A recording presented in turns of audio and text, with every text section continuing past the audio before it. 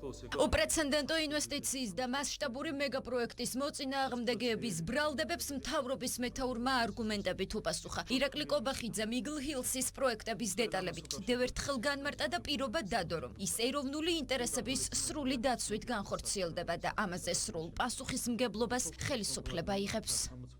ხელისუფლება სრულად აიცავს საქართველოს ეროვნულ და დემოგრაფიულ ინტერესებს და მხოლოდ ამ პირობებში განხორციელდება ყველა პროექტი. არავით არის არაბიზაცია, არავით არის მიწის გადაცემა უცხოთომელებისთვის, არავით არის манипуляციები ინვესტიციის განგარიშებისას.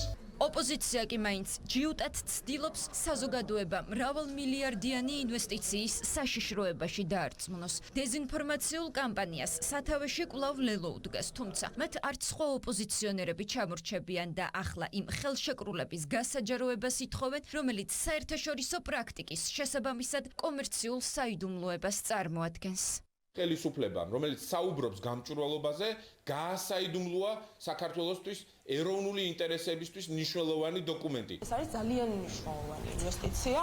აქედან გამომდინარე, საჭირო არის მთავრობის მხრიდან და შესაბამისი პირების მხრიდან, რომ არა სარეკლამო რგოლები წერონ ამასთან დაკავშირებით, არამედ გასაჯაროვდეს ის დოკუმენტაცია, რომელშიც წერია ყველაფერი. რა საიდუმლოს მატარებელი არის ეს ხელშეკრულება, ესეთი რომ საქართველოს მოქალაქეებმა არ უნდა იცოდნენ, რისთვის შემოდის ეს ინვესტიცია. ოპოზიციის უარგუმენტო კრიტიკას გარედან მართულად და ქსენოფობიის გამოვლენად მიიჩნევენ მართველ გუნდში. პირველი კანონმდებელი ფიქრობს, რომ ღირებულებათა ჩიხში შესული ბრიუსელი და მისი აგენტურა ახლა ქართულ ეკონომიკაზე თავდასხმას ცდილობს და მზად არიან ქსენოფობიაც კი იარაღად გამოიყენონ.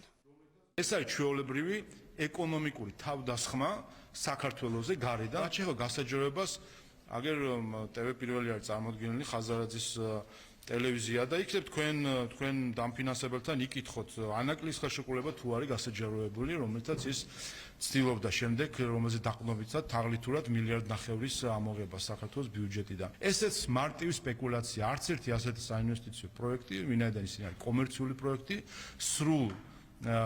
სრულ გამოქვეყნებას არ ექვემდებარება. თუ არ ხარ ამ ქვეყნის მოკეთე და მხარდაჭერი, შეუძლებელი არის რომ ასეთი შეფასებები კეთდებოდა. ეს არის დამოუკიდებელი საქართველოს ისტორიაში ერთ-ერთი ყველაზე გამორჩეული ხაზგასასვლელი პროექტი, რომელიც იქნება მომავალი ისტორიის განუყოფელი ნაწილი. კიდევ ერთი მცდელობა არის, რომ დაზიანდეს სახელმწიფოს ინტერესები, დაზიანდეს ქვეყნის ეკონომიკური განვითარების შანსები და შესაძლებლობები.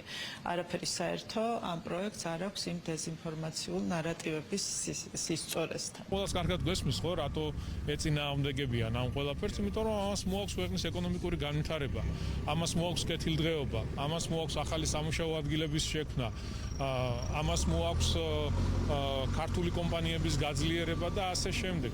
სარგებელი, რომელიც 6 მილიარდ ნახევრიანმა ინვესტიციამ ქვეყანას უნდა მოუტანოს, ასე გამოიყურება. 24,000-ზე მეტი სამუშაო ადგილი მშენებლობის პროცესში და 8,000-ზე მეტი მუდმივი სამუშაო ადგილი პროექტის დასრულების შემდეგ. ასევე წელიწადში დამატებით 700 მილიონი ლარი ბიუჯეტში და დამატებით 11 მილიარდი ლარი საქართველოს ეკონომიკაში. MR ჯგუფის მფლობელი იგლ ჰილსი თბილისსა და გონიოში ორი უმსხვილესი პროექტის განხორციელებას რამდენიმე თვეში დაიწყებს.